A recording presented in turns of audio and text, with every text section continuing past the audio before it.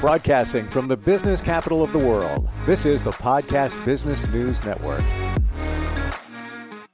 Next time somebody says to you that you're acting like a child, you realize that you are acting like a child. You could tell them, yes, I am, as a matter of fact. And I have no idea that I actually am, because we all are. It's called the inner child. It pilots us, and to take care. It pilots us most times in a bad direction, or a direction that doesn't fully support us or blocks us. Right. And then in lies shadow work. And we're going to talk about that today. We've hit it every once in a while, but it's just such a huge eye-opener for many of us. She's an amazing psychologist, helps people with this and so much more all the time. Author of some great books as well. And Ann Creekmore is back with us on the program. How are you doing today? Good, Steve. How are you? Good. It's great to have you back here. And this is kind of fundamental. I want to start with an email that we got. Instantfeedbacksteve@gmail.com is how you can reach out to us. And this came after we just briefly mentioned this a few weeks ago. And it says, you were talking today about childhood experiences formatting our lives today. You mentioned the age of 7. You hit it right on the head with me at age 7. You couldn't be closer to the truth. So there's somebody that I think is now realizing, what we're talking about. I only realized this in the last, I don't know, maybe 4 years. By the way, that is from Mitch in Ocala, Florida.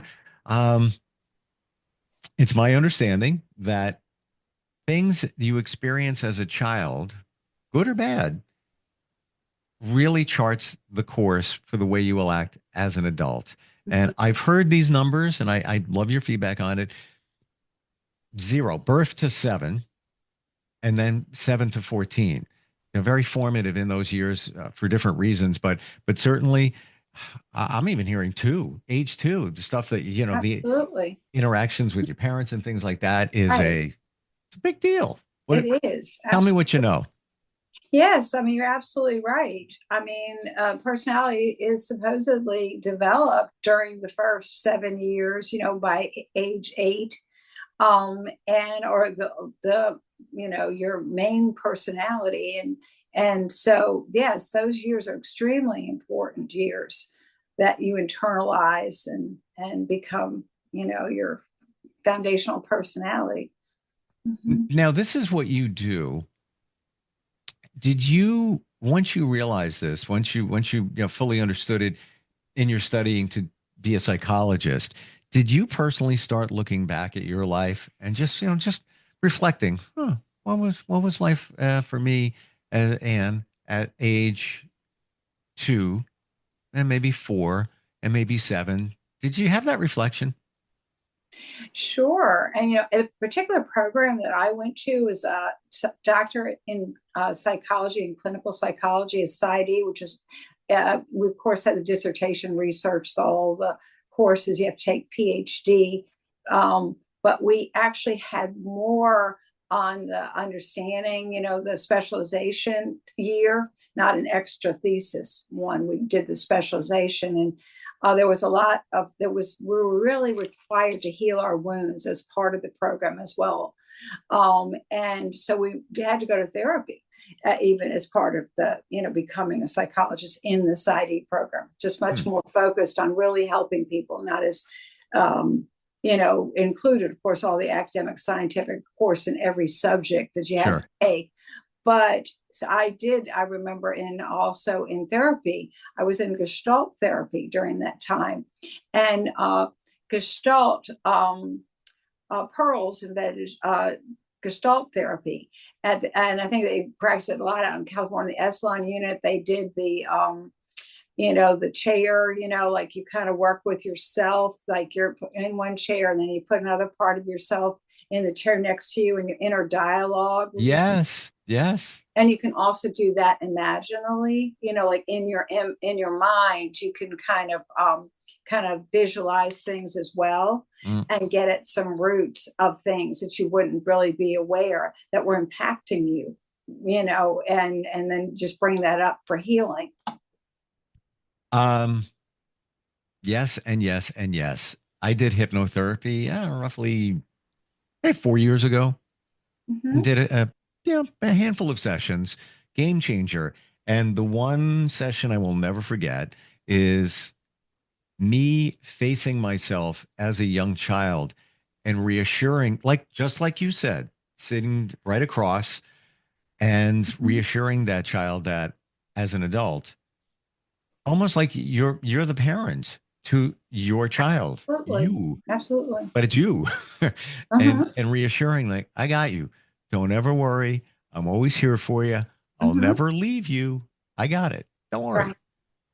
Right, exactly. That's the inner child work, where putting your little self, little Steve, right, sitting next to you, and big Steve, the adult can there, dialogue and find out what, the wounds are and be there and to bring them up to that level of knowing they're all is well. Mm, And you um, can actually in hypnosis age them up too if they're there. I mean, hypnosis, you can do so many things, and I've done it since my residency, way back. That's when I learned it. But they you can actually age progress that parts of you, those children.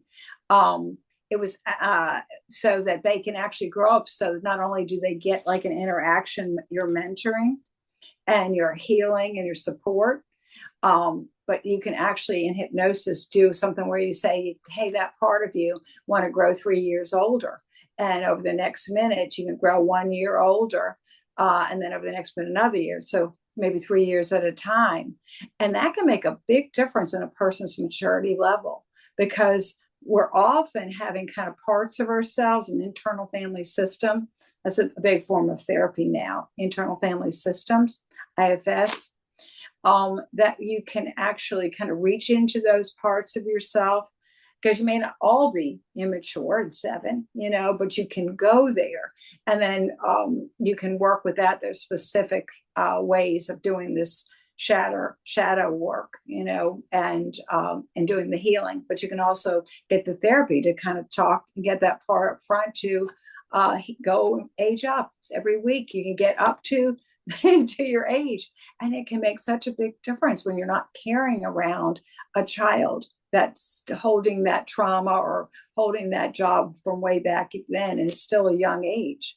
Like you were saying at the beginning, how people will go, yeah, you're acting like a child. Well, yeah, maybe you've moved into that part of yourself, but oh, you address it and can heal it and realize it's okay, it's in the present. A grown adult independent man body, and then actually do the therapeutic work, the hypnosis to age progress them up little by little. It can make such a big difference in the person's emotions, their maturity level, and everything.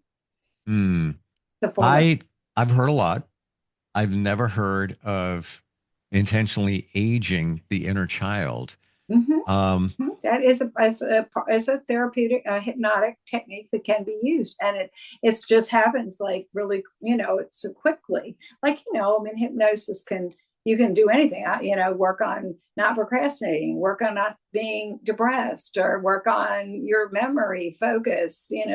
You can, when you're in that state, you have so much you can do with your mind. Your mind is so adaptable. You can actually kind of hypnotize um, to age up, to age progress.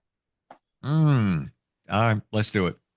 I It am will be so on board. good. So That's once you fun. discover, what these modalities can do Uh-huh. to give you the realization, and then find a way to, fix yourself, if you will. Exactly. Ah, don't be afraid, people. It's all good. It's the best thing you'll Absolutely. ever do for yourself. Um, Absolutely. You shouldn't feel afraid or bad about going. Everyone can use therapy, and everyone's got stuff to discover about themselves to be the best self. sure. Yeah. So they call it shadow work. I have an idea of why, but I'm not 100% sure. Can you tell why? Well, it's a deeply buried kind of fear-based negative energy within you, your shadow. It's Okay. kind of like a black cloud that, is out there that out of the blue will get triggered, and it's deep down and you're not really aware of it, but it's there. And the shadow work is to bring it to light so that you know what these deeply buried field-based kind of negative energies within you actually are. Because when you bring it to light, like you said, there's no reason to be scared of it.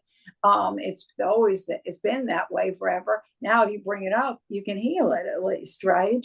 It's not like you're being told you got some, progressive disease. It's like, oh, my mind's working like that. Or I've got that wound. Now I can heal the wound now that I know it's there. Get the right help. I also get this visual with the word shadow that, you ever hear like your little shadow, let's say you have a little kid, let's say your little son or whatever. Yeah, this is me and my shadow right here. Right. Do you think that's part of it? It's kind of an interesting thing you brought up. It made me almost like, kind of like a little awareness of it, that people know they have that. And then it's been put out in a fun way, me and my shadow, I think so. Yeah. So I'll share, and this is in real time. I'm part of a men's group and we do leadership and community service, but also we touch upon some deeper personal stuff. Mm-hmm. The topic last night was shadow work. Mm-hmm. And there were about a dozen basic questions that were thrown out, and we needed to write down the answers. Mm. And maybe the questions might be, let's see, what don't you want people to know about you, but it holds you back? Things like that. And Right. just, kept going a little bit deeper. I looked at my answers, and they were out of the 12 questions and answers, about 3 or 4 of them centered around one thing. And I didn't try to answer this way. It just kind of came out this way. Right. It was my dad. Mm. And didn't have a very close relationship with him. He passed when I was in my low 20s suddenly. I'm sorry. Thank you. I realize I'm very much like him now. Right. Didn't then. Uh-huh. But those answers, it came back to him. And it's kind of like I put it out of my mind. That was my life then. He's since he's not here, he's not there, in my full consciousness. But that's what this is about. Your subconscious. And there's probably a lot more there than I realize, because you don't know until you go to somebody like you or to figure it out. But those answers came up, and I honestly answered. I was just like, man, that's the answer. On to the next one. Wow, common theme here, and on. I'm bringing it up to illustrate. You might not realize what's in your mind until you start doing this work and you start having some conscious understanding of your subconscious, because again, that's what we're talking about. The stuff that's in your subconscious, which, as I understand it, about 90-something% of your daily life. It's everything, right? Right. Exactly.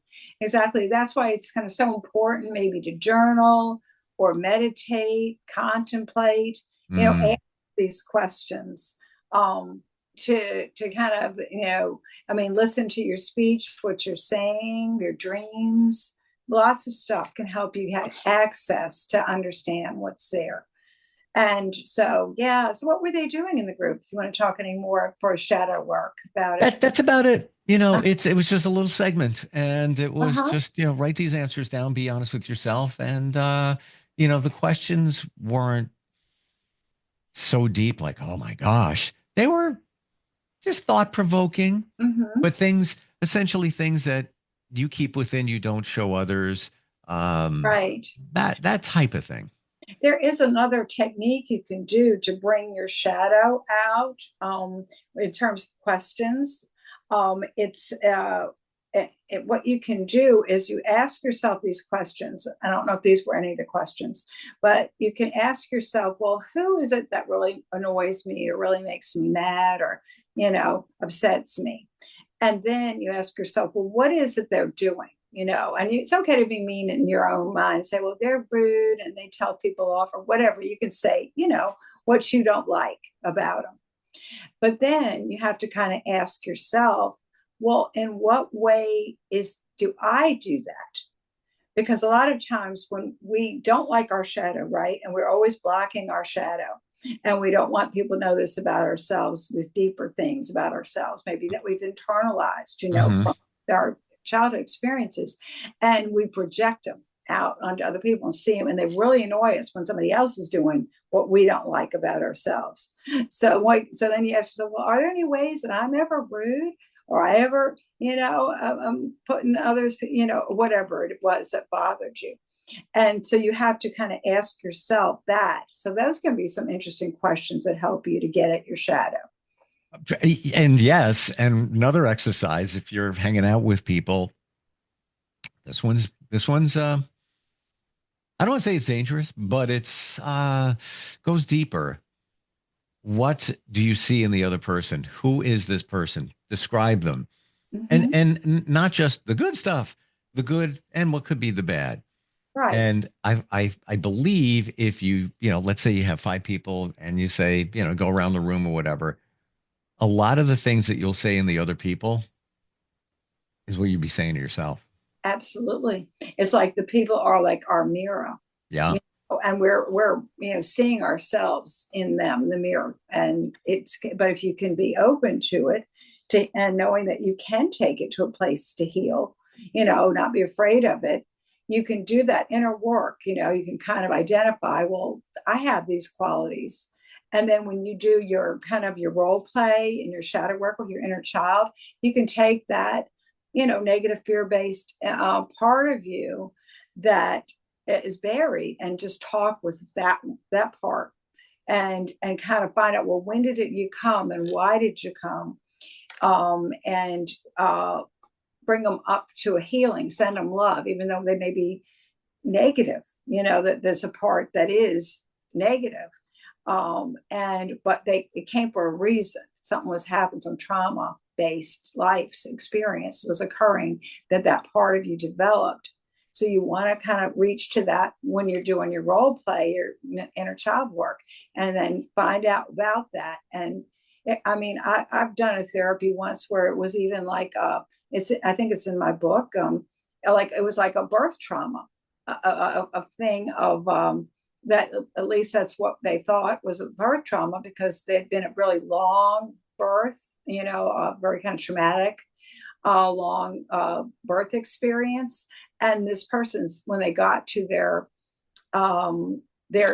shadow, or their deeply buried fear, was filling an enclosed space and not being able to get out, and being, Wow. And it was like this birth trauma that it was able to go to that depth. We talked about 2 years old, but we're talking about birth.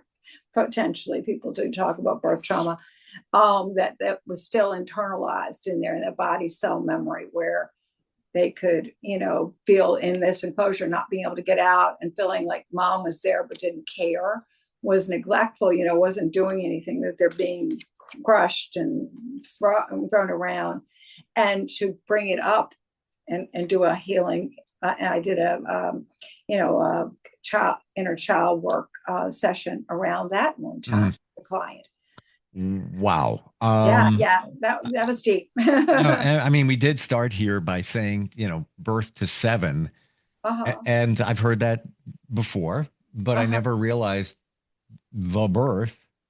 And I've heard that it can be impactful, Right. but the birth trauma, and mom didn't do anything wrong. Mom just birthed the baby, but Right.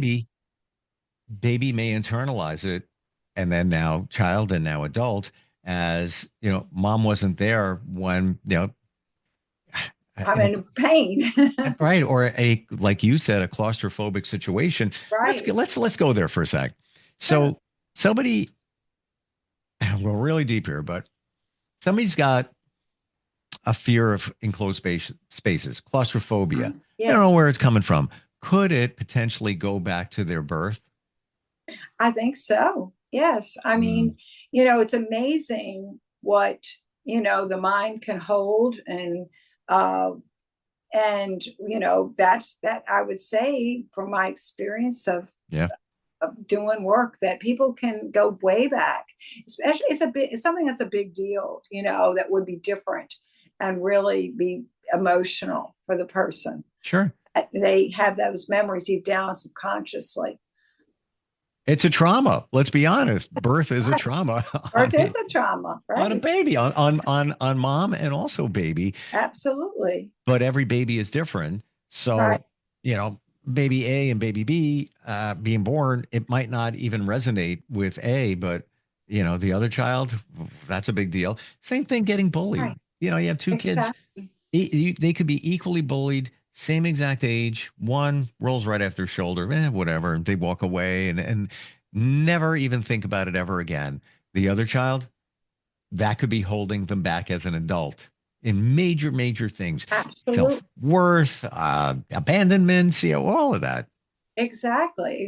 And that would be so important, like you're saying, to go into therapy or your growth groups, your men's groups and different things, your journaling, your meditation, letting things come up, to bring that up, to see what those triggers are, because they're going to pop out all the time in our relationships, right? I mean, the people are like a mirror and we're putting our take on it around them.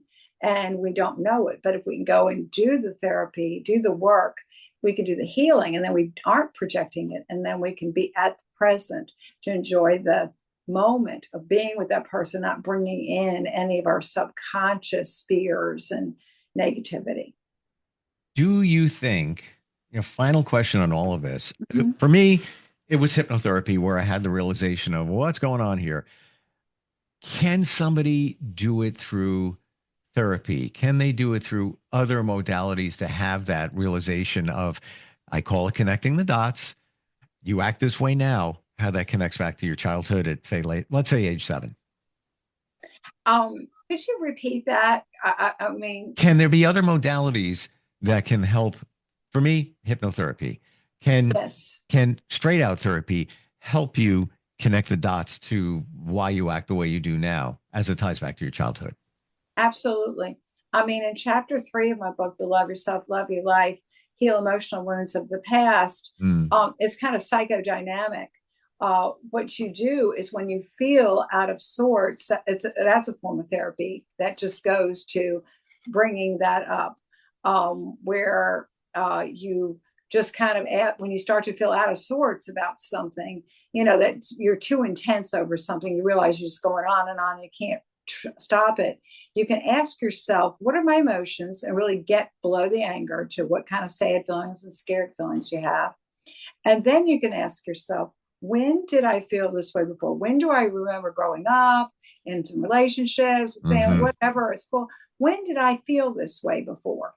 Then you kind of caught that, repressed or dissociated, whatever it is, whatever defense mechanisms you use, you've gotten the memories up. And then you can start to parcel it out rather from the current situation. It's like, I shouldn't be so upset about this thing. And now I remember this is because it reminds me so much. This is my associations of what happened.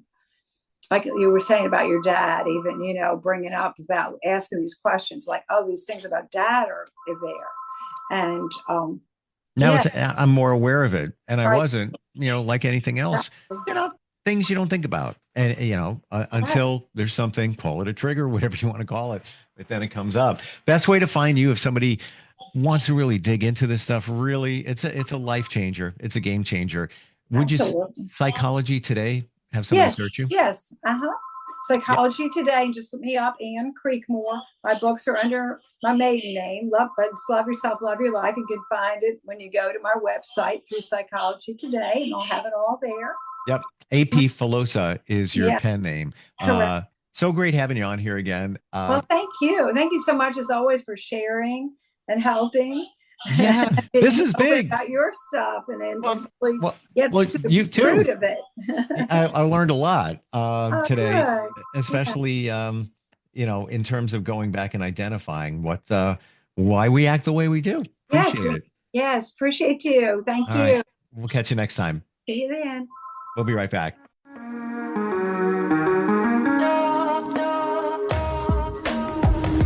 Broadcasting from the business capital of the world, this is the Podcast Business News Network. Adopt US Kids presents Multiple Choice Parenting. Your daughter just had her first breakup. Do you A, put yourself in her shoes? How could he do this to you? And for Sheila, she has split ends. B, console her? Oh, sweetie, this is going to happen a lot. 4, maybe 5 more times before you get married. C, take charge? Got to get this all straightened out. Give a little talking to, man to man, mano a mano. Hey, Steve! Is now a good time? No? Okay, no problem. Bye. Or D, help her find a new boyfriend? I know a great place to meet boys. The internet. Nice, single boys. Never mind. How about some ice cream? As a parent, there are no perfect answers. But you don't have to be perfect to be a perfect parent. Thousands of teens in foster care will love you just the same. For more information on how you can adopt, visit adoptuskids.org. A public service announcement from the U.S. Department of Health and Human Services, Adopt U.S. Kids, and the Ad Council.